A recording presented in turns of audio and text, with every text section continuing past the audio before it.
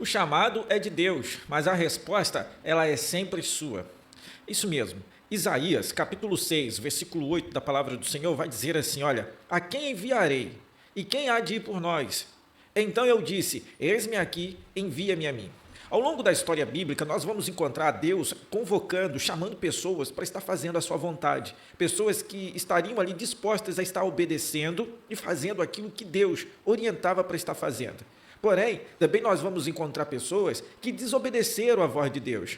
E Deus continua hoje chamando pessoas, pessoas que têm obedecido e cumprido os propósitos a qual Deus tem chamado, determinado para serem cumpridos, e pessoas que também, ainda hoje, continuam desobedecendo a voz de Deus. Agora, o chamado do Senhor é, vem.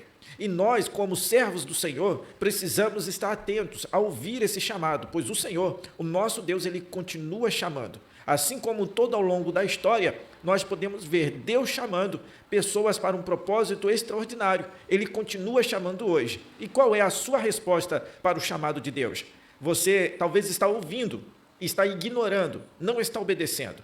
Mas o que você precisa fazer é, Deus está me chamando e eu vou ouvir o chamado dele. O que pode, talvez, você dizer, Deus não está me chamando. Por quê? Você não está atento a ouvir o chamado de Deus. Deus, ele sempre chama os seus servos. O chamado de Deus sempre começa com Deus chamando a pessoa pessoalmente. E aí você pode me dizer assim, mas pastor, como que Deus ele pode estar chamando uma pessoa? Como que ele chamou as outras pessoas da Bíblia Sagrada? Nós temos exemplos. Por exemplo, Gênesis capítulo 12, versículo 1 da palavra do Senhor, a Bíblia vai dizer assim, olha, ele chamou Abraão para deixar a sua terra. O primeiro chamado de Deus é renúncia, deixar alguma coisa. O que você está disposto a deixar para poder estar seguindo os caminhos do Senhor? Por exemplo, existem pessoas que não querem deixar o pecado. E Deus te convida para segui-lo, mas você precisa deixar o pecado. Deus não tem comunhão com o pecado. O pecado afasta o homem de Deus. E se nós pudéssemos aqui definir o pecado de uma forma simples e objetiva, o que seria pecado? Pecado, no modo geral, seria um mal moral, tudo aquilo que vai contra a moral. E a moral sendo deturpada do jeito que está sendo hoje, o que seria moral? O que seria imoral? Moral, diante daquilo que nós apresentamos, é o que a Bíblia nos mostra como moral. Um dos princípios da moral é entendermos o segmento a qual Jesus trouxe para nós, o Evangelho. Então, tudo aquilo que vai contra os princípios bíblicos é contra a moral, é imoral, e nós precisamos seguir os padrões bíblicos para dizermos assim, eu estou seguindo o chamado de Deus, eu estou seguindo o querer do Senhor e me afastando do pecado. Segundo, ele chamou Moisés em uma sarça ardente. Nós encontramos Deus no livro de Êxodo chamando Moisés, um chamado especial, e uma das coisas que Deus fala para Moisés é, tira a sandália dos teus pés, porque o lugar onde está é o lugar santo.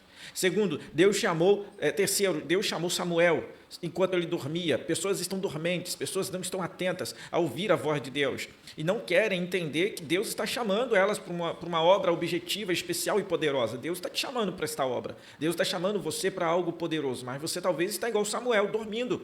E o que o Senhor quer ouvir da tua boca é, fala, Senhor, porque o teu servo ouve. E quarto, Pedro, que eu sempre tenho colocado aqui como uma das pessoas que deixou tudo para seguir a Jesus. No livro de Mateus, capítulo 4, versículo 19, o Senhor diz, olha, vinde após mim. Irmãos, Deus hoje, ele continua a chamar. E como que o Senhor chama hoje? Esteja atento à voz de Deus. Deus chama através da sua palavra, Deus chama por meio da oração, Deus chama por meio de outras pessoas, Deus chama através de circunstâncias que talvez você esteja vivendo, o Senhor chama talvez por um incômodo espiritual. Talvez você chegou nesse vídeo aqui hoje porque você está incomodado espiritualmente e procurou alguma coisa para poder estar saciando a sua alma. E tudo que você precisava ouvir é Deus está te chamando, por isso que você está incomodado espiritualmente, por isso que você sente vontade de ler a Bíblia, por isso que você sente vontade de orar, por isso que você sente vontade de ir ao culto, por isso que você sente vontade de se aproximar de Deus. Esse incômodo a qual você está sentindo é o Espírito Santo que está lhe impulsionando e mexendo com você. Agora, pastor, por que eu estou sendo chamado? Para quê? E existem algumas coisas a qual Deus chama em específico. Por exemplo, Deus chama para um ministério, Deus chama para um serviço local na tua igreja, Deus chama para uma missão, uma obra que Ele tem na tua vida e queima, arde no teu coração. Deus chama você para uma mudança de vida. A vida que você está vivendo hoje é uma vida de acômodo e o Senhor está te chamando para uma vida de entrega. O Senhor lhe chama para uma intimidade profunda com Ele. E qual seria a minha resposta, irmãos? A resposta é que a transformação, ela vem a partir do momento que eu aceito o chamado. Deus, Ele não força ninguém. a se entregar para Ele. Deus ele não força ninguém a entrar para o ministério, mas quando nós aceitamos o convite dEle, Ele faz uma obra poderosa. Isaías capítulo 6, versículo 8, diz assim, eis-me aqui, envia-me a mim. E aqui nós encontramos que o que faz parte de um chamado, de uma entrega, faz parte dentro do chamado, a entrega, a rendição e disposição. 3 coisas importantes: a entrega, a rendição e disposição. Se você não estiver disposto a entregar tudo que você tem, se você não estiver disposto a render-se aos pés do Senhor, e se você não estiver disposto a estar disposto na presença do Senhor, você não vai conseguir fazer a obra de Deus, porque essa é a resposta daqueles que se entregam ao chamado. Senhor, estou aqui para entregar a minha vida a Ti, para cumprir o meu chamado.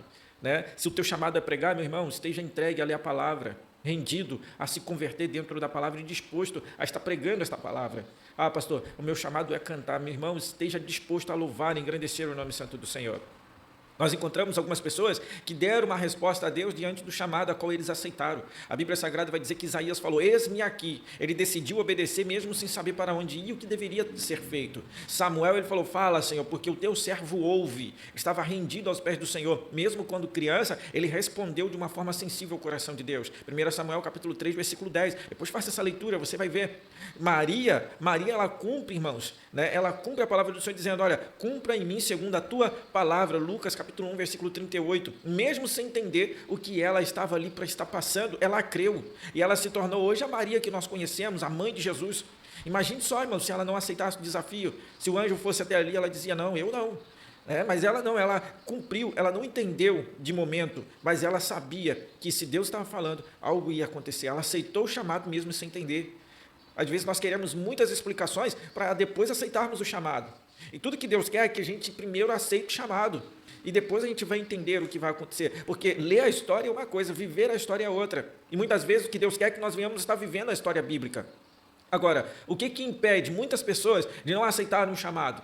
O que tem impedido as pessoas de não se converterem e se renderem ao chamado de Deus? Primeiro, medo do desconhecido. Muitas pessoas têm medo do que pode acontecer, e realmente, irmãos, o chamado, o ministério, ele causa isso, ele dá medo.